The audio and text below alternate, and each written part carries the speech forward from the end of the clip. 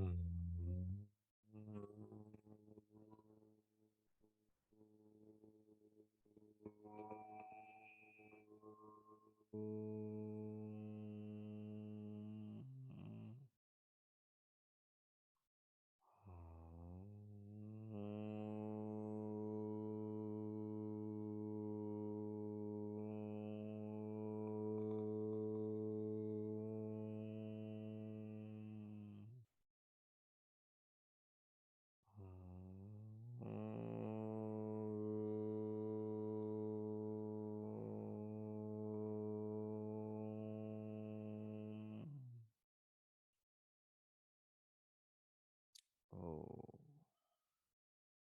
वैदिकी अमृत ध्यान साधना प्रभात सत्संग में आप सभी साधक साधिकाओं का, उपासक उपासिकाओं का हार्दिक स्वागत है। आइए पूर्व की भांति आज के ब्रह्म मुहूर्त में, आज की ब्रह्म वेला में भी हम उन महान प्रभु सच्चिदानंद परमेश्वर के गुणों का गान करते हुए अपने जीवन में और जगत में उन महान प्रभु के कार्यों को, कृपाओं को, व्यवस्थाओं को, नियमों को विचारें। संसार में और शरीर में भगवान की कृपाओं को अनुभव करें, देखें, जानें, समझें, जिससे भगवान के प्रेम को, उनकी करुणा को हम प्रत्यक्ष अपने जीवन में उनकी कृपा स्वरूप मिले साधनों में अनुभव कर सके।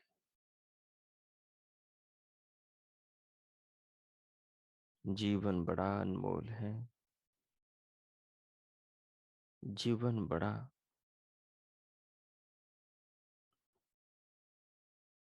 आत्म कल्याण का,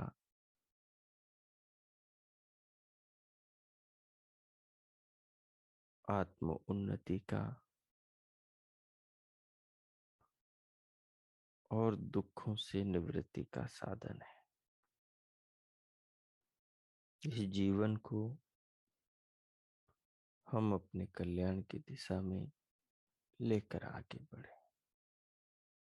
उसके लिए कोई भी अनुकूल आसन लगाइए, जिसमें आप स्थिर होकर ध्यान पर्यंत बैठ सके। आसन लगाकर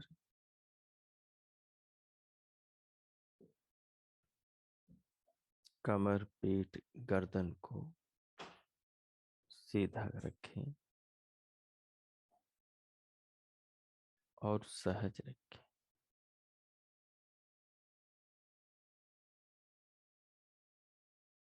दोनों हथेलियों को गोद में रखें। नेत्रों को बंद रखें और सहज रखें। फिर पूरे शरीर को, सिर से पांव तक के देह को अनुभव करें। मन में कोई विचार न करें। अपने भाव में परमात्मा को रखें और अनुभव शरीर को करें।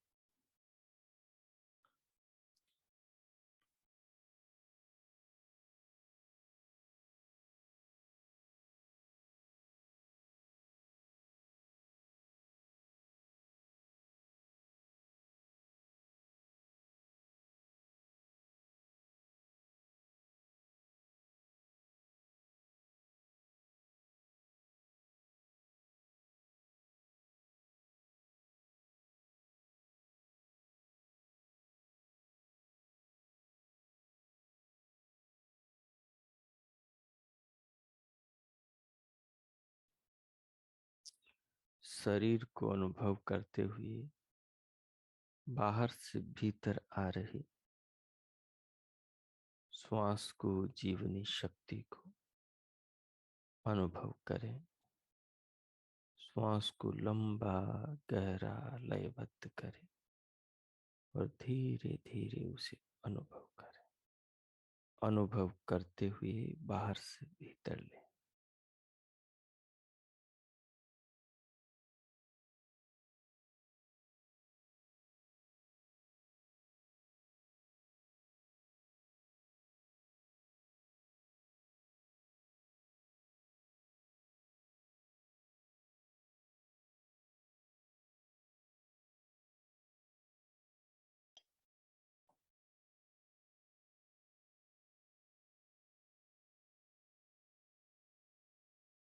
भीतर लेते हुए श्वास के साथ साथ पूरे शरीर को अनुभव करें। संपूर्ण शरीर को अनुभव करें।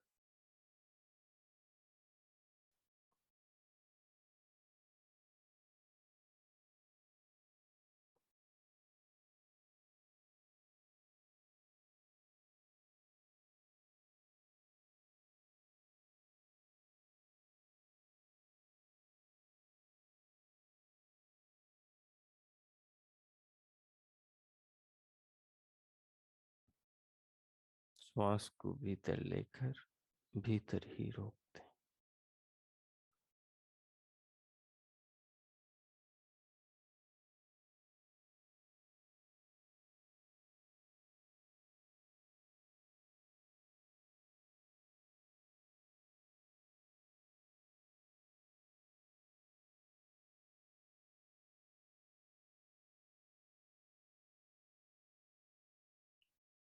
श्वास को भीतर रोकने के बाद दोनों कानों की ओर मन को लगाएं।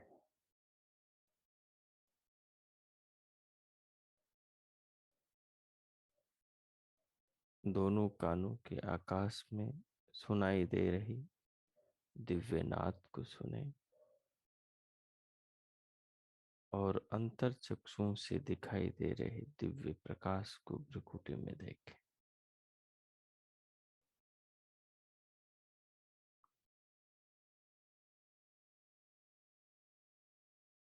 नाद को सुनते हुए, प्रकाश को देखते हुए मानसिक रूप से प्रभु के निज नाम ओम का मानस जप करें। जप में भावना रखें कि प्रभु आप ही जीवन के आधार हैं।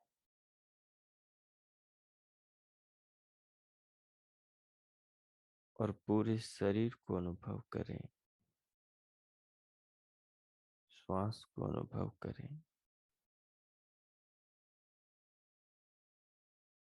सिर से पांव तक की देह को अनुभव करें। पूरे जीवन को अनुभव करें। उन सब पदार्थों को अनुभव करें जिनसे ये जीवन चल रहा है। कृतज्ञता का भाव प्रभु के प्रति मन में बना रहे।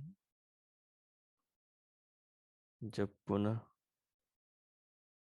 श्वास लेने का मन करें, प्रश्वास को फिर धीरे धीरे बाहर छोड़ें और धीरे धीरे पूर्व की भांति श्वास लें। इसी प्रकार 5 मिनट तक ये प्रयोग करें। मैं मौन होता हूँ, आप 5 मिनट ही प्रयोग करें। ओ कीजिए।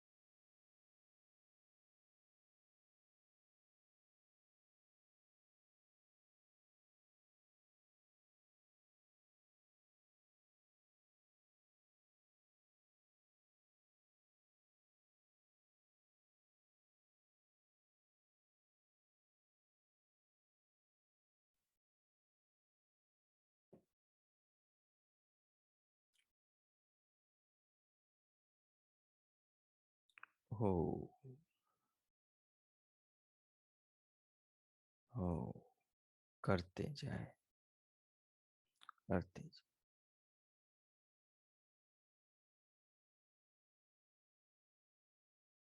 भगवान का, उनकी कृपाओं का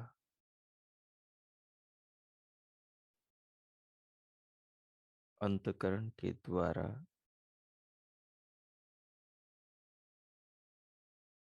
और स्मृति के द्वारा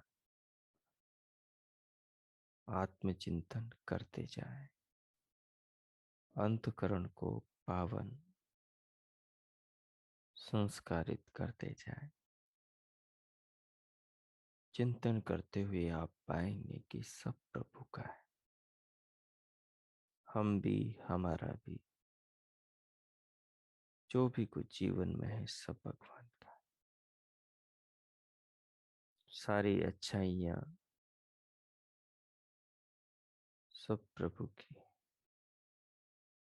अनुभव करें। भगवान के प्रति अपने भीतर धन्यवाद के भाव जगाए।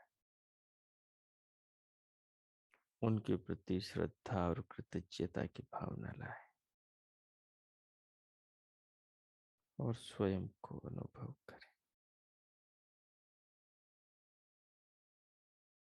कि मैं ध्यान में बैठकर जीवन के दाता, जगत के निर्माता, विधाता परमात्मा की कृपाओं को अनुभव कर रहा हूं, कर रही हूं।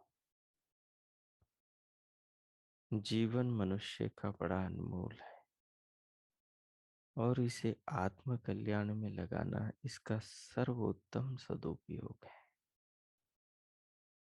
इस प्रकार चिंतन करते हुए अपने हृदय को पावन करें, चित्त को संस्कारित करें। कीजिए।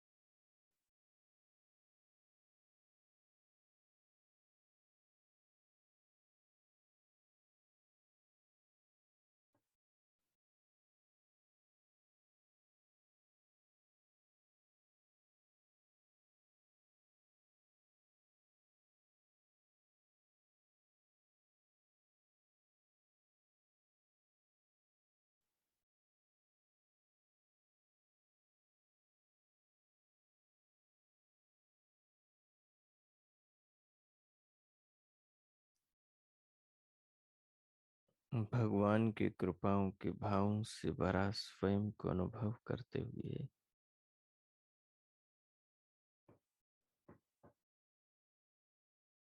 प्रभु के स्नेह से ओतप्रोत, उनकी कृपाओं से, उनके दिए जीवन से, उनके बनाए शरीर में स्वयं को बैठे हुए, देखते हुए, विचारते हुए भगवान के प्रति श्रद्धा अर्पण कीजिए, उनके प्रति धन्यवाद कीजिए।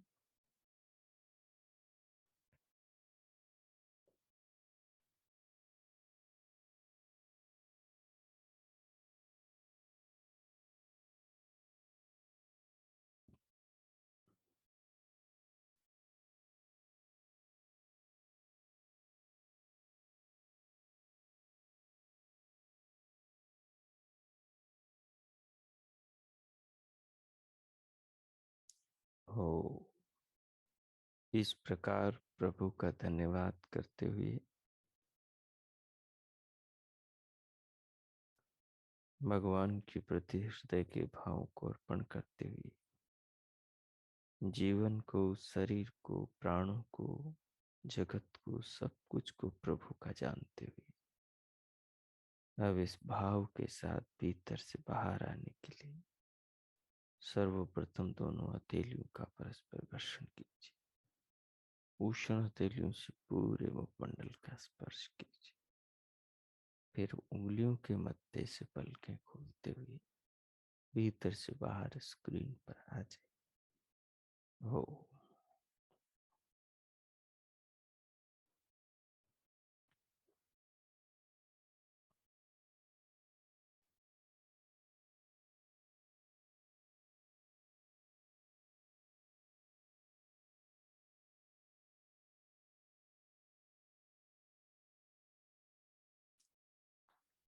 पीछे हम श्वेताश्वतर उपनिषद के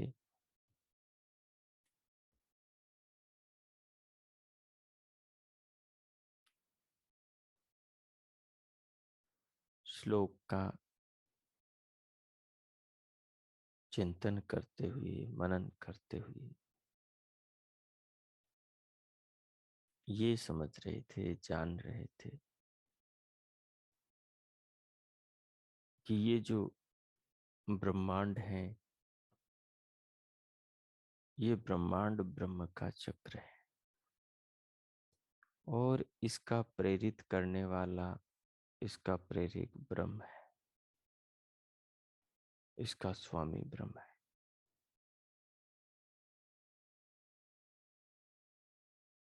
और ये ब्रह्म चक्र जीवात्माओं की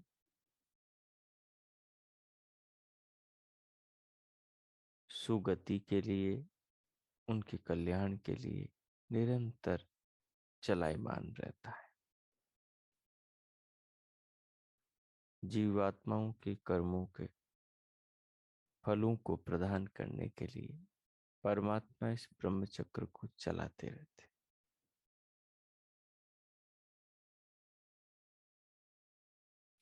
जो इस ब्रह्म चक्र को जानता है वो ब्रह्म चक्र से अलग अपने आप को भी जानता है और ब्रह्म को भी जानता है। अपने आप को और ब्रह्म को ब्रह्म चक्र से अलग जानना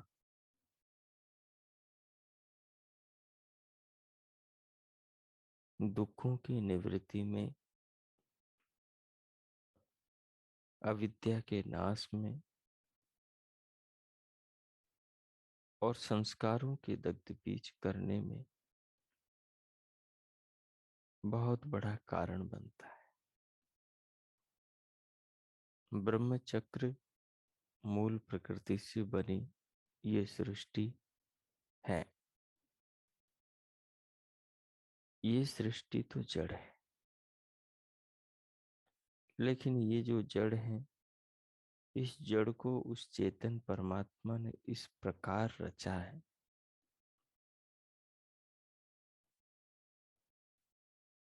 कि कई स्थानों पर तो ये चेतन जैसी प्रतीत होती है, जैसे मनुष्य का शरीर, मनुष्य का अंतःकरण यद्यपि जड़ है, लेकिन सारे काम आत्मा के मनोरथों को सिद्ध करता है। बिना शरीर के मनुष्य आत्मा कुछ भी नहीं कर सकता। इस बात को हम सब महसूस करते हैं। तो जो ब्रह्म चक्र में प्रवेश करता है, अंदर उतरता है, वो ब्रह्म चक्र को जानते हुए ब्रह्म के चक्र के चलाने वाले ब्रह्म को और ब्रह्म चक्र जिनके लिए चल रहा है उन जीवों को, स्वयं को भी जानता है। ऐसा व्यक्ति आत्मा को जानकर तो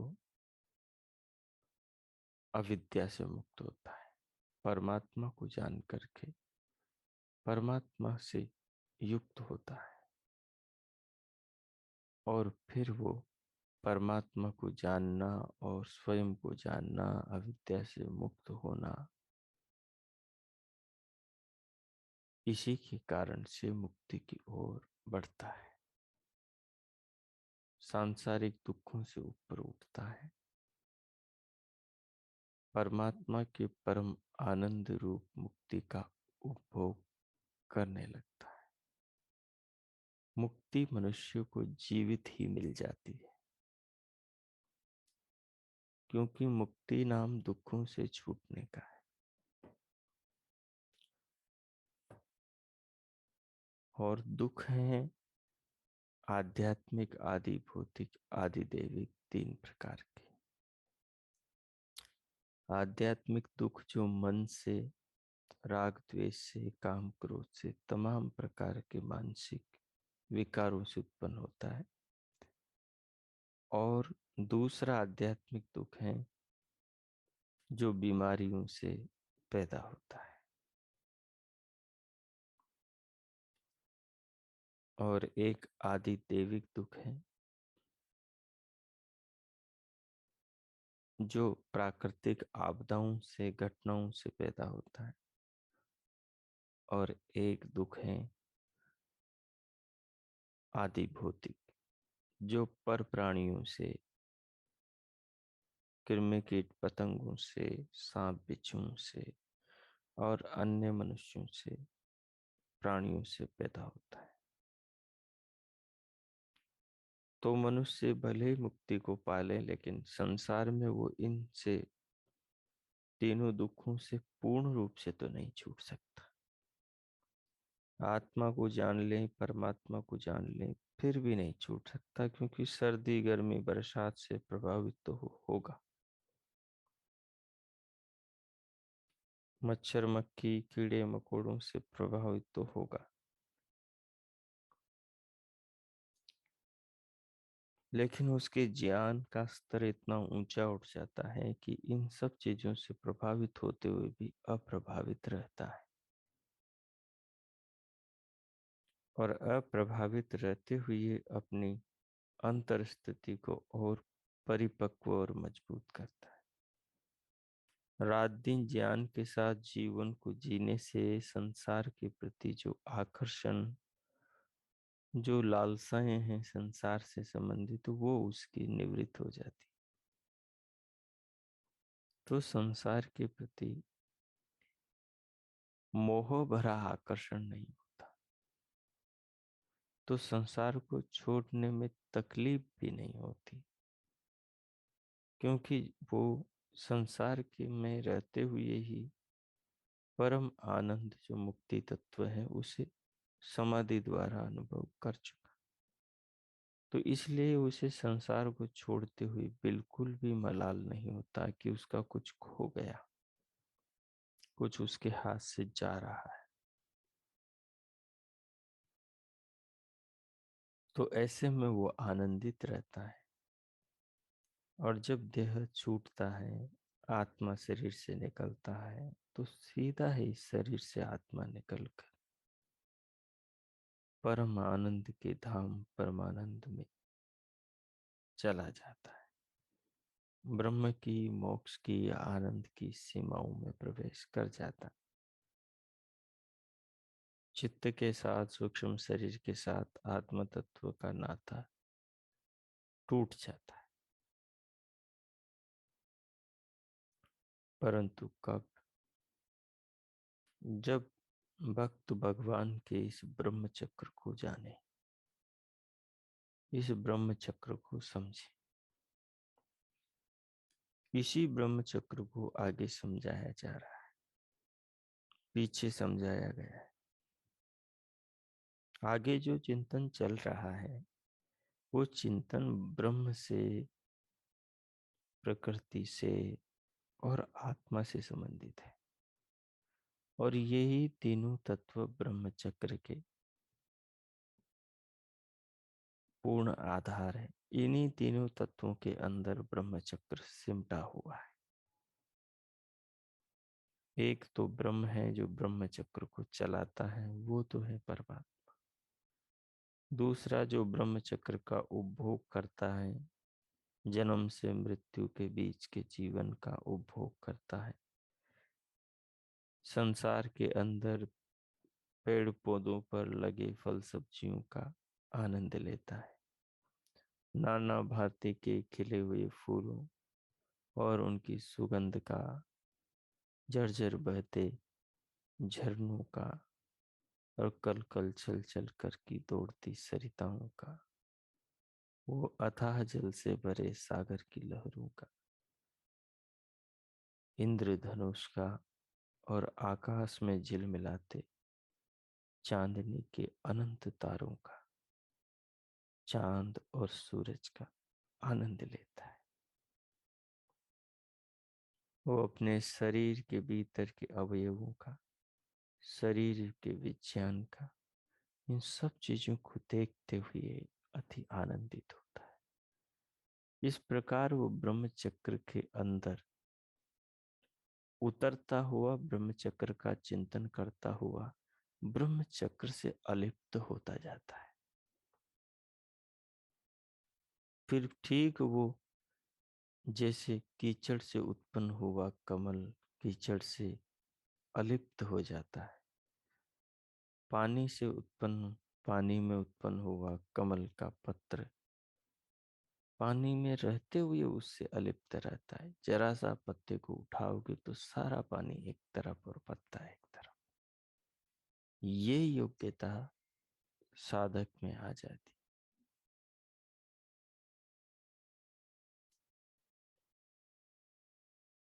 आत्मा एक तरफ और पूरा संसार एक तरफ, परमात्मा एक तरफ और पूरी प्रकृति एक तरफ, शरीर एक तरफ और आत्म तत्व एक तरफ।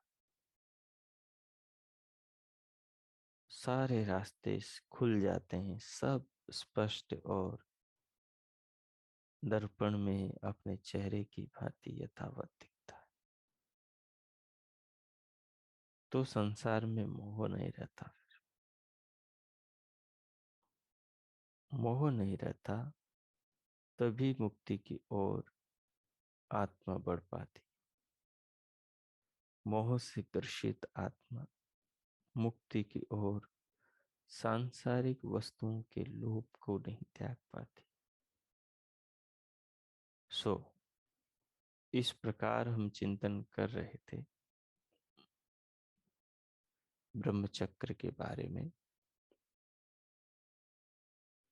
अब आइए इस श्लोक का एक दो बार उच्चारण करके शेष पाठ को पढ़ें।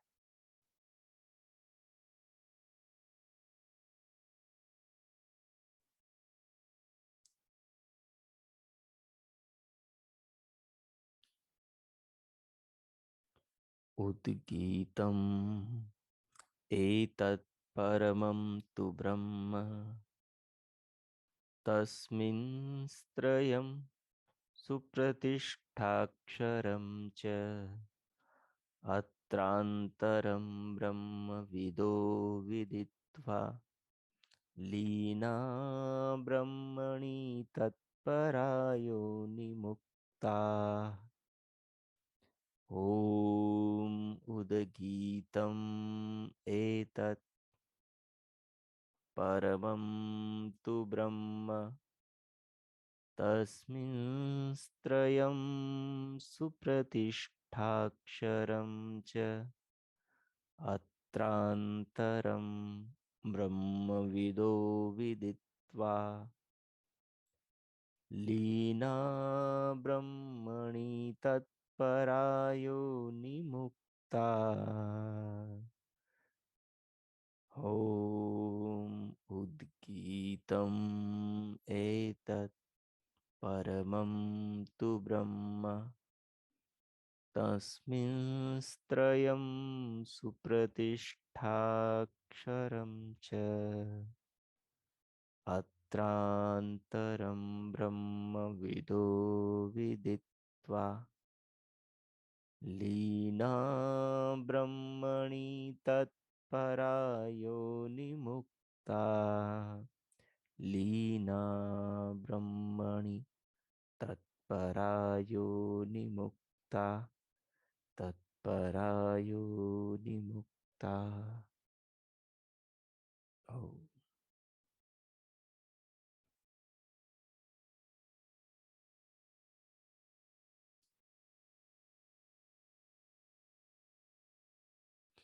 ये जो उद्गीत है जिसका हम गान करते हैं, उद्गीत माने ओम, भगवान का नाम।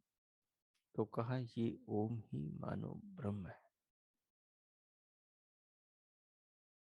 और कैसा? ये ओम जो है उद्गीत है, ऊंचे स्वर से गाया जाने वाला गीत है भगवान का। इस प्रकार से ओम के गीत को गाएं कि उसको सुनते हुए हृदय और आत्मा आनंदित हो जाए।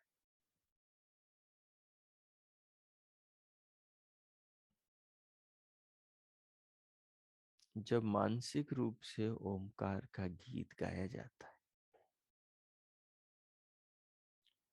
और उसको हम पूरे शरीर में अंतर अनुभव करते हैं रमा हुआ,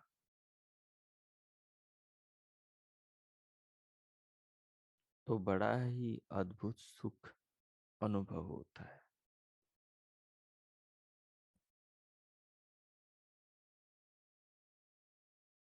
धीरे धीरे उसी ओमकार की ध्वनि में मानो सब कुछ विलीन होता सा लगता है।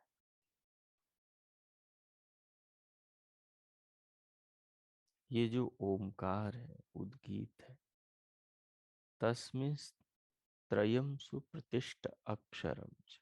इसमें 3 अक्षर है, अ,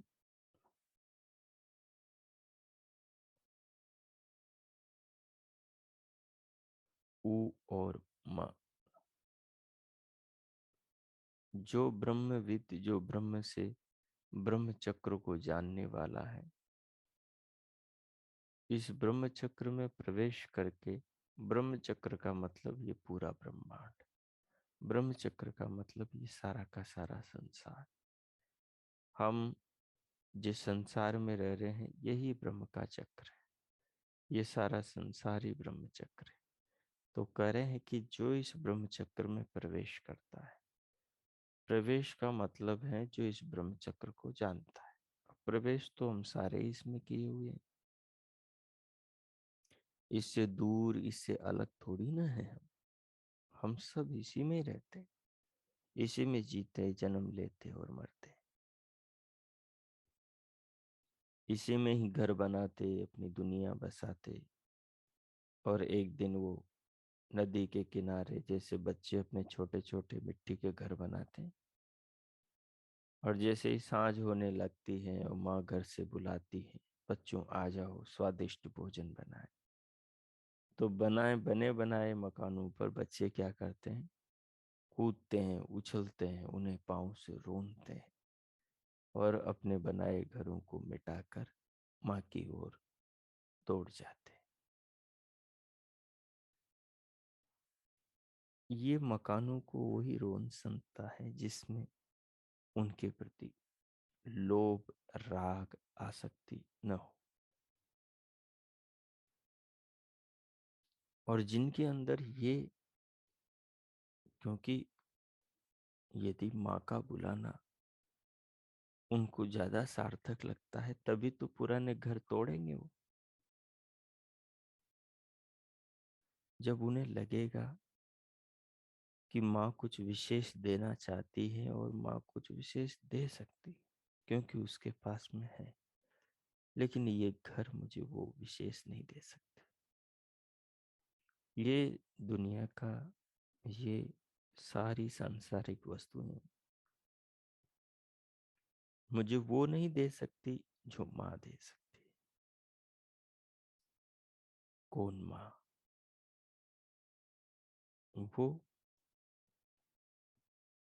लोक में गठाएंगे तो अपनी माँ भोजन देगी, स्नेह देगी और रात में सोने का आश्रय देगी, सब देगी जो जीवन के लिए चाहिए बच्चे को। वैसे ही परमात्मा परम माँ है, वो भी सबको बुला रही है। उसकी लोरियां, उसके चारों वेद है, सब ऋचाएं और सब मंत्र है। वो हम सबको बुला रहे हैं मोक्ष की ओर। आने के लिए, मृत्यु से छूटने के लिए। मृत्यु क्या है? ये घरों को रोंदना। लेकिन एक तो मृत्यु हो बिना जाने, तो उन घरों में आसक्ति रह जाती, लगाव बना रहता है। तो वो लगाव आदमी को, वो आगे आगे जाए और पीछे पीछे खींचता है। लेकिन जिन्होंने जान लिया, उनका लगाव खत्म हो जाता है। तो लगाव खत्म हो जाता है तो फिर माँ के बुलाने पर वो निसंकोच पीछे बिना देखे आगे बढ़ जाते। क्योंकि जब वो परम माँ परमात्मा को जान लेते हैं, ब्रह्म चक्र को जानते हुए। किसको? ब्रह्म चक्र। वो शरीर कौन से हैं जिनको रोंद के वो बच्चे घर चले जाते हैं माँ के बुलाने पर? अपने पक्के घर में। वो घर परम धाम परमात्मा का मोक्ष है। और जिन घरों को वो रोंद के चले जाते हैं पांव तले, वो घर अपने शरीर है। ये संसार मिली हुई पांच भौतिक देह है।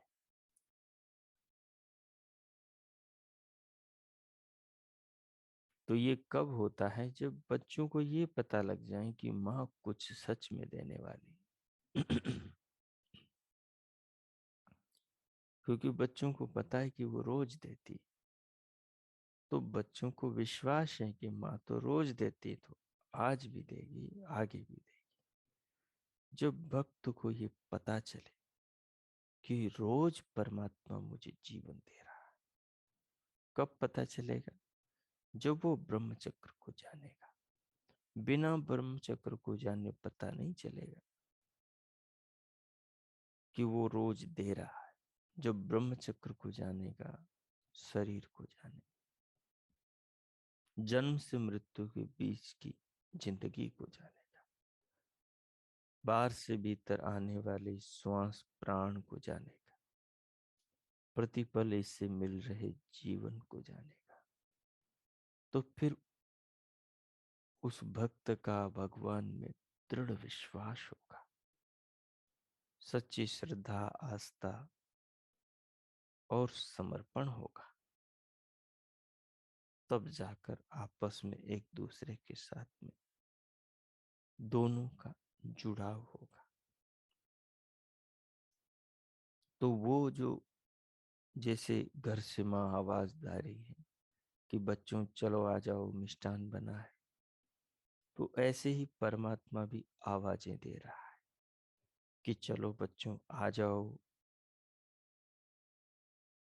मैंने तुम्हारे लिए मुक्ति का, मोक्ष का, परम आनंद का सुख रखा है, उसे ले लो, उसे पालो और परम आनंद का अनुभव करो। हम सोचते हैं क्या संसार से भी श्रेष्ठ होगा परम आनंद? नाम ही उसके आगे तो परम लगा है, उससे ऊपर कुछ भी नहीं है, क्या उससे श्रेष्ठ होगा? चखा नहीं हमने। चखा नहीं, इसलिए अपना विश्वास नहीं होता कि संसार में इतनी अच्छी खाने पीने की चीजें मिल रही है, फिर क्या इन सबको छोड़ करके मुक्ति की ओर जाना? जो चाहे वो मिल रहा है। लेकिन ये संसार का सुख हमेशा के लिए नहीं है, ये तो इस घर के साथ में ही खत्म हो जाएगा। और अगली बार मनुष्य की योनि मिलेगी तो बात अलग है, नहीं तो पशुओं की योनि में भी ये सुख मिलेगा। लेकिन इस सुख को समझने की दूरदर्शिता नहीं मिलेगी, वो केवल मनुष्य जीवन में ही उपलब्ध होती है।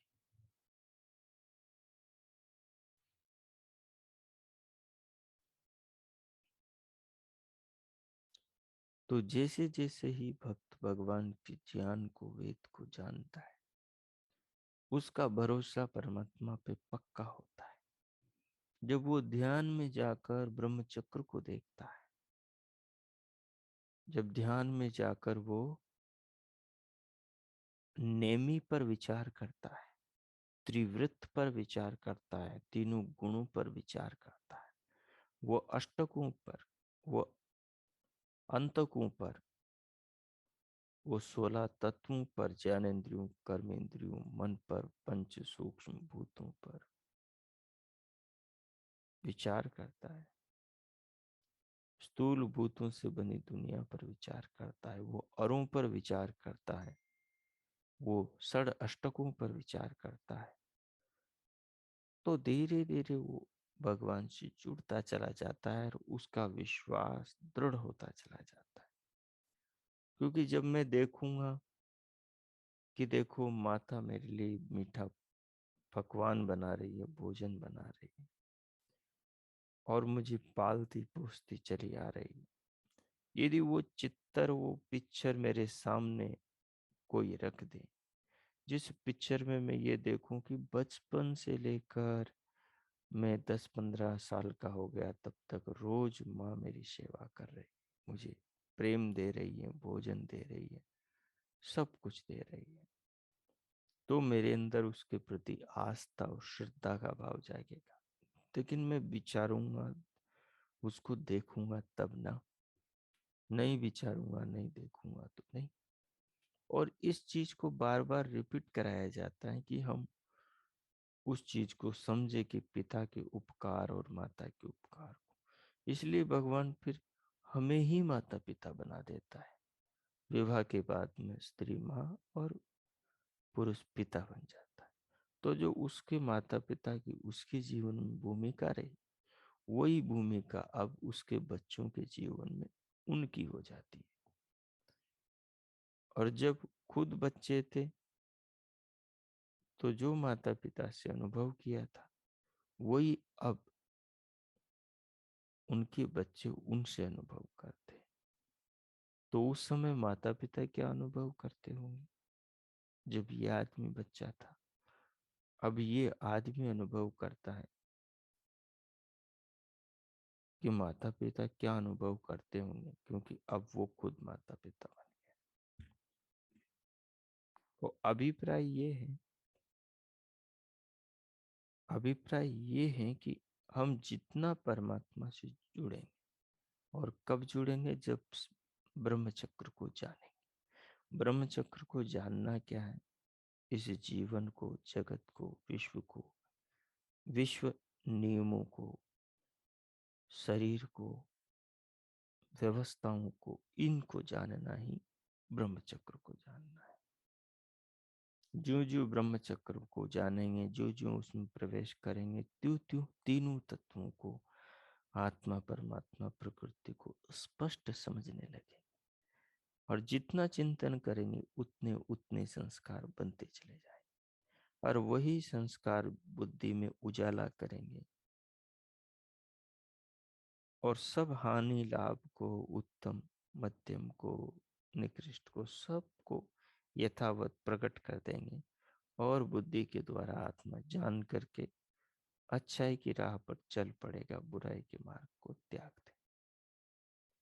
तो ये इस प्रकार की बात है कि विचार करेंगे तो समझ में आ जाएगी, नहीं विचार करेंगे तो जहाँ की तहाँ रह जाएगी। तो इस पर अब आत्मचिंतन आप 5 मिनट करें। 2 मिनट आत्मचिंतन करते हुए भगवान का धन्यवाद करेंगे। 2 मिनट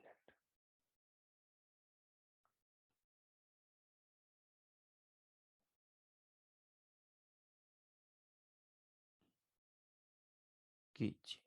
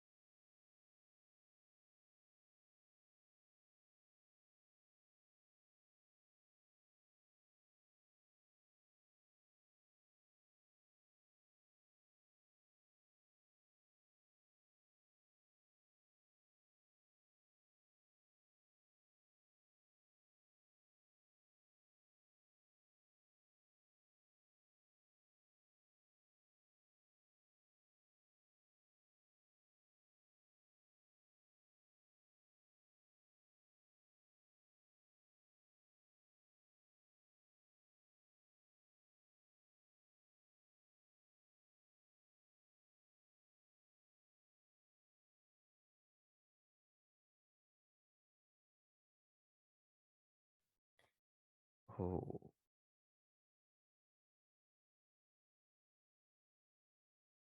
सारांश रूप में आत्मचिंतन करते हुए कि ब्रह्म चक्र को जानकर ही हम तीनों तत्वों को, आत्मा, परमात्मा, प्रकृति को जान सकते, और उसके लिए संकल्प लेते हुए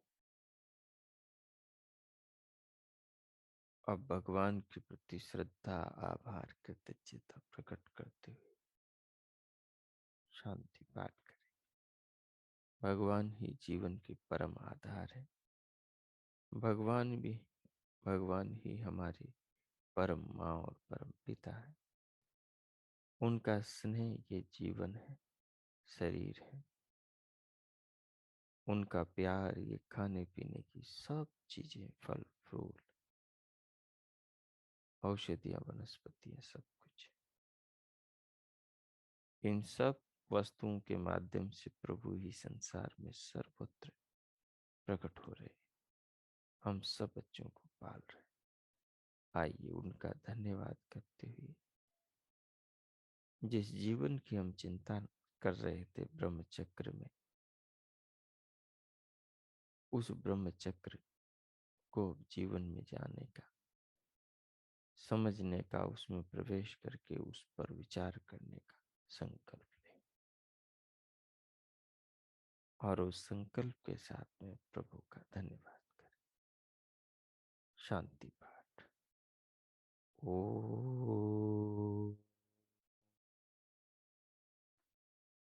ओम